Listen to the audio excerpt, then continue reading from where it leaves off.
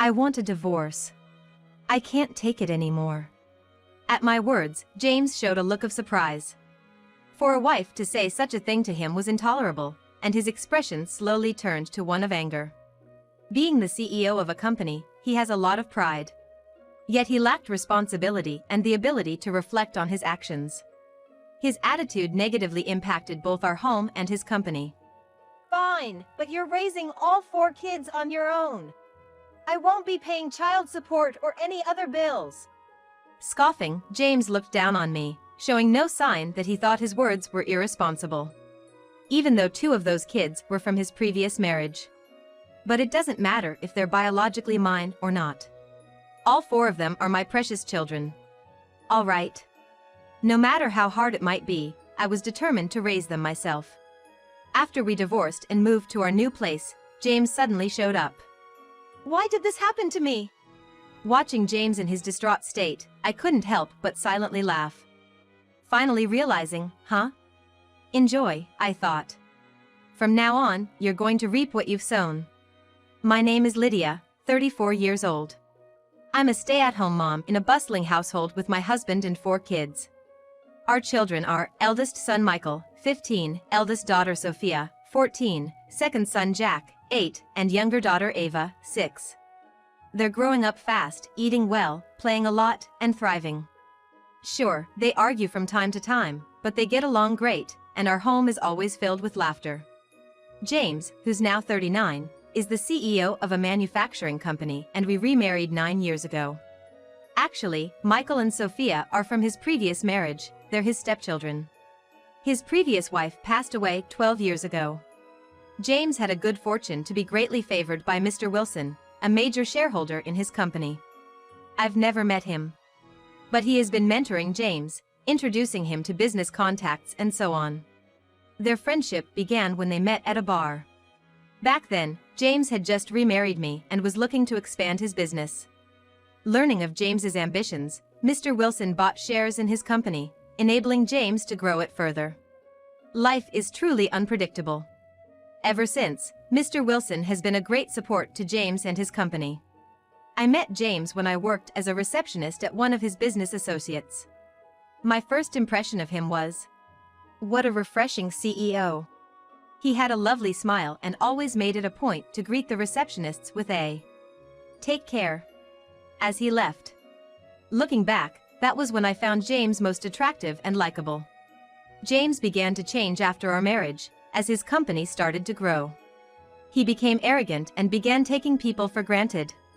This was evident both at home, with me doing all the household chores, and at his workplace with his employees.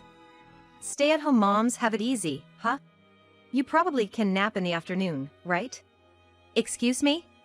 Preparing meals for 6, packing lunches for the kids, doing laundry twice a day, cleaning, shopping. Where in the world does he think I have any downtime? On top of that, James never helps around the house. Sophia is prepping for high school entrance exams, and Ava, being 6, still needs a lot of assistance. Michael comes home late from soccer practice every day, and Jack often asks for help with his homework. I wish James, being the father, would lend a hand. It sure would make things easier. I've told him several times that just bringing money home doesn't make you a father. What are you talking about? I'm exhausted from work, you know? That's why I'm providing enough money for the household, right? Just a little effort would help. Like helping Michael with his homework, or advising Sophia about her college applications. When I get home, Michael's already asleep, isn't he? And as for Sophia, she'd probably find it easier to talk to her mother than her father. Fulfill your responsibilities as a mother, okay? You're the one not fulfilling your duties as a father. I slammed the table in frustration. He spends his nights out drinking, and on his days off, he's playing golf. He can't blame work for coming home late, and he's not home on weekends because he's out having fun. Why don't you work then? I can stay at home if you want. But make sure you bring in the same amount of money. If you can't, then don't act so high and mighty. And yet, he always blames everyone else. Lately, even the kids have started to avoid him and don't even attempt to make conversation. But James probably hasn't even noticed, and I doubt he feels lonely. It felt like he couldn't care less about the family and the kids. And if you thought he'd be more committed to his job in return, that didn't seem to be the case either. Every evening, he'd just rant about his employees. Seriously, there's a lot of incompetent people these days. To which I responded, "Don't say things like that.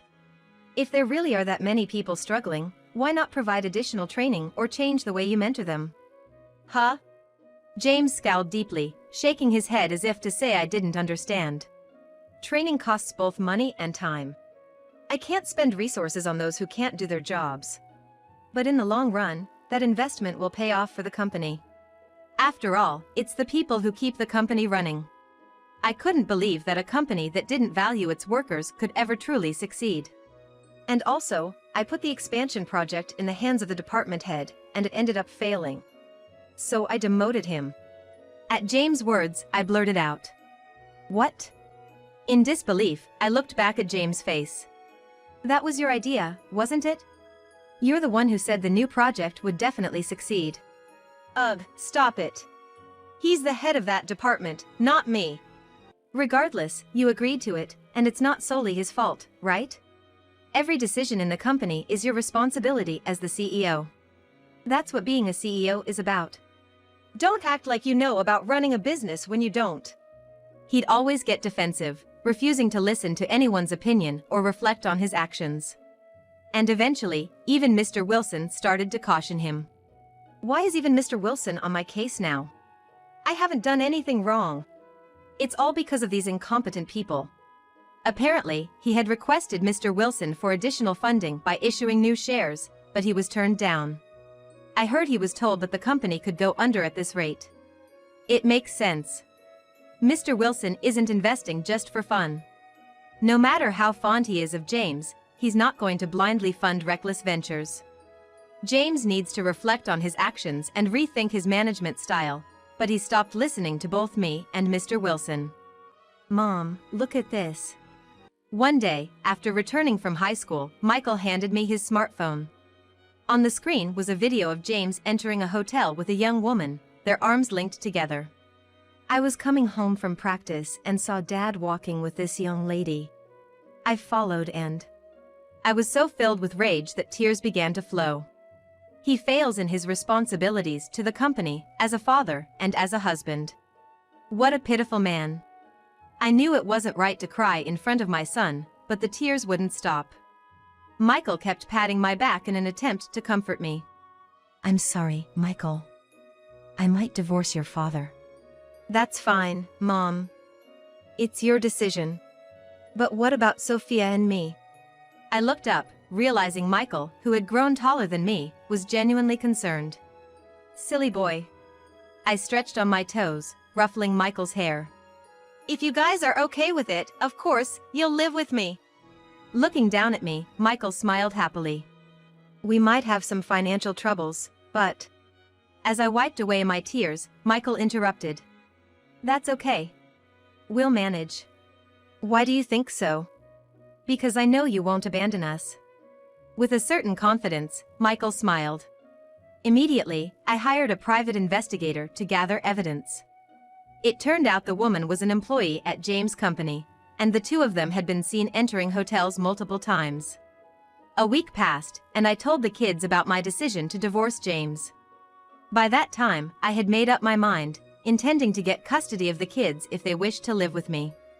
James came home late again that night, without a hint of guilt. As he cheerfully began to remove his tie, I showed him the photos Michael had sent me. "I can't bear it anymore. We're getting a divorce." I laid out the evidence photos, and James looked shocked. Slowly, his expression turned to one of anger. I guessed his pride wouldn't let him accept being confronted this way by me. He scoffed. "Fine. You raise the 4 kids. Don't expect any child support or alimony." With a dismissive laugh, James made it clear he felt no responsibility. But that was already my intention. No matter the hardships, I had decided to raise the kids myself. Okay. I looked straight into James' eyes and nodded. I'd work as hard as needed for the kids. They'd be far better off with me than with such a man. The next day. Mom, there's someone I want to introduce you to. While I was tidying up the house, Michael and Sophia came home with an elderly man. He seemed to be about 70, introducing himself with a gentle smile. It's a pleasure to meet you, Lydia. My name is Wilson. Wait, Mr. Wilson, as in? Yes, the major shareholder of James' company. I appreciate all you've done for us. I puzzled by this unexpected introduction. Why would Michael and Sophia bring Mr. Wilson home? Did they know him? Noticing my confusion, Sophia chuckled softly. Looking at me, she revealed. Actually, he's our grandfather. What? All three of them laughed at my stunned reaction. So, let me explain. Mr. Wilson began. I am the father of James' first wife. I divorced when my daughter was very young. I've always been focused on my work. Mr. Wilson had consistently paid child support even after his divorce. However, he never met or communicated with his daughter directly. He was completely dedicated to his job and didn't remarry. But after retiring and having some downtime, he began to wonder about his daughter. He wanted to see if his grown-up daughter, whom he knew nothing about, was leading a happy life. When he hired a detective to find out about her, he learned that both his daughter and her mother had passed away.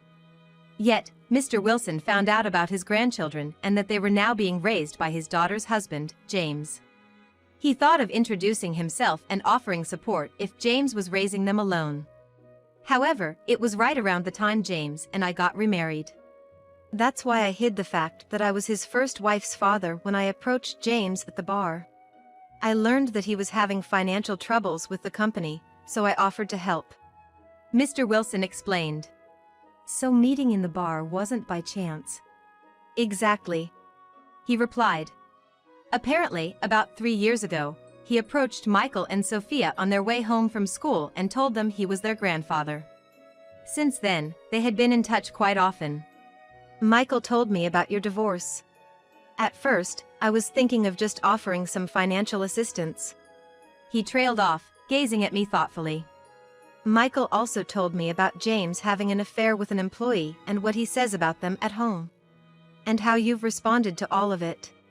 He probably learned about James blaming and speaking ill of his employees. I've been aware of the complaints against James from his staff for some time now. I hoped he'd come around, but I've been pretty disappointed in him. Hearing your employees being badmouthed, especially regarding an affair with one of them, is quite unsettling. Especially blaming your subordinates for your own mistakes, that's not what a leader does. Mr. Wilson himself had run a business. He certainly had a strict perspective on what's expected of a company's president. That said, Lydia, I have a request for you. He said, looking serious. It took about a month to get everything set up. After the divorce, Mr. Wilson helped us purchase an apartment.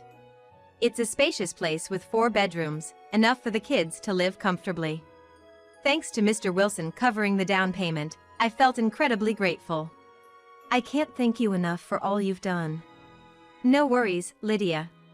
You're gonna have to work hard from here on out. Mr. Wilson said with a warm smile.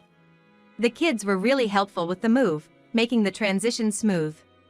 A few days later, in the middle of the day, the doorbell rang persistently. It kept ringing incessantly, and then there was loud, urgent knocking on the door. Checking the security camera, even though it's a secured apartment building, I saw James right at the entrance. How do you know where I live? How did you get in? I hired a detective and found out. Open the door! Excuse me? I'm not letting you in. The moment I turned off the monitor, the knocking intensified. Please, open up! I reluctantly opened the door to avoid disturbing the neighbors, but had no intention of letting him in further. So, what do you want? Standing firmly at the doorway, I crossed my arms and looked at James. There's a shareholder meeting coming up. You still have shares in my company, right? Yes, I do. So? They're discussing my removal as CEO. Of course, I knew. I had received the meeting notice detailing the agenda. James, losing his composure, pleaded. Oppose it for me. I wondered what was going through his mind. Was he desperately approaching each shareholder like this? I can't get in touch with Mr. Wilson. James was frantic in front of me. Is even Mr. Wilson trying to remove me? Why am I facing this? Inside, I couldn't help but laugh at the sight of the distressed James. Did he finally realize? If he thought he could still get help after ignoring all of Mr. Wilson's advice, he was really naive. Holding back my laughter, I responded with an indifferent face. Who knows? But my answer is clear. I'm in favor of your removal. Seeing James' face filled with despair, I told him to leave. Also, just a piece of advice. No one would want a CEO who abandons work to do this kind of thing in the middle of the day. I thought to myself, this will be interesting. From now on, you'll be facing the consequences of all your past actions. On the day of the shareholder meeting, James appeared at the venue with dark circles under his eyes, looking weary. I greeted Mr. Wilson, but Mr. Wilson only returned the nod with a stern face. The moderator started the meeting, and the proceedings got underway. The shareholders were abuzz with the news of James' potential dismissal. Some even called for James' immediate removal, but Mr. Wilson opposed it. We need him to understand why this is happening. James, looking at Mr. Wilson, was on the brink of tears. He couldn't fathom why someone who had always been kind to him would say such things. The reasons for the dismissal. Mr. Wilson began reading from documents detailing James' misdemeanors. Based on complaints from employees, researched over a month, reports, and testimonials. We have recorded audio, and some incidents are on security footage. You're so incompetent. Is that why the performance is bad? James' recorded outbursts echoed in the hall. The content was unbearable, even denying the personalities of the other party. On the large screen, a video showed James hitting an older male employee's head with a bundle of papers. The shareholders frowned. It wasn't just bad-mouthing his employees at home. James had been abusive at the company. This was his comeuppance for becoming arrogant, thinking he was favored, and not heeding Mr. Wilson's warnings. It's not true. They kept bringing up requests and opinions without showing results. James stood up, desperately trying to defend himself. Yet, as expected, voices criticized. Did you really need to go that far? Striking with a bundle of papers. But the current audio and footage are malicious. Yes, I was framed. James claimed it was odd that the voice recordings didn't capture what was said before he began shouting. He asserted in front of everyone that they selectively reported only the parts that favored their argument. Even in the footage, there's no sound. You don't know what sort of rude things that employee said to me, do you? No one was inclined to take James' side at face value. However, some did voice that if they were going to dismiss him, they wanted to ensure everything was done fairly. Looking at a slightly relieved James, Mr. Wilson and I exchanged glances. The more James resisted, the more evidence we'd present. James seemed unaware he was digging his own grave. Let's hear from him then. The former head of the planning division spoke. After the new venture that the CEO wanted failed, I was demoted. Even though he had followed every directive, he was made responsible when things went south. That's not true. You failed, not me. Don't put this on me. In response to James' rebuttal, the former head repeatedly stated, I simply followed instructions. Clenching his fist in frustration. When I looked back in surprise, all eyes were on me. Lydia is the former wife of our CEO. Could you repeat here what you told him? Prompted by Mr. Wilson, I stood up. Yes. The CEO is responsible for everything in the company. That's what being a CEO means. Mr. Wilson nodded. I feel the same way. And many shareholders nodded in agreement. Wait. I may have demoted him, but I didn't fire him. The company, meaning me, bore the losses. Just for that, do I deserve to be dismissed? James didn't show a hint of remorse. That was the main issue, but it seemed James hadn't learned. Mr. Wilson interjected. There's more. James exclaimed. There's more? Yes, there's more. Then, on the screen, a picture was displayed showing James entering a hotel with a female employee. What? James, in shock, lunged at me. Several shareholders restrained him. Lydia! You showed this to Mr. Wilson? Mr. Wilson promptly responded. No, she didn't. James quickly responded to Mr. Wilson with a puzzled. Huh? But, other than Lydia, who could it be? This was taken by my grandson, Michael. What did you say? Grandson? Michael? James was shocked, raising his voice in disbelief. Mr. Wilson smiled and nodded. If I tell you Michael and Sophia are my grandchildren, would you understand? James's eyes widened, and he sank to his knees. So all this while, the one who's been supporting me was... Because my daughter was in your care and you were raising my grandchildren. I believed in you, but you've changed. Just because I told Lydia to raise those kids, my life's over? It's because of your true character. James crouched on the floor, clutching his head, and began to sob. Now, everyone, the woman in the photo that caused the CEO's divorce is an employee of our company. This means the CEO made advances on an employee while he was still married. With his forehead still on the floor, James kept muttering. Stop it! Please stop! Do you think he's still fit to be the CEO? With Mr. Wilson's words, the unanimous decision was made to dismiss James. After James was let go, I took on the role of CEO. Mr. Wilson valued the suggestions I had made earlier, like training for those who can't keep up with the work and trying different mentoring techniques. He wanted to see me in a leadership role. Some other shareholders also took a liking to me, and with the help of the employees, I've been working hard as CEO. James and the woman he cheated with found it too awkward to stay and left the company. I demanded compensation, so James had to sell his house.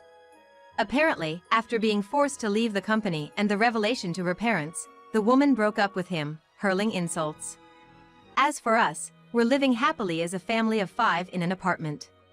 On days I work late, Mr. Wilson comes over to watch the kids. Jack and Ava are equally fond of him, and they love spending time with Mr. Wilson. Michael and Sophia have started preparing dinner and waiting for me. I'm grateful to Mr. Wilson and the kids and am living every day to the fullest.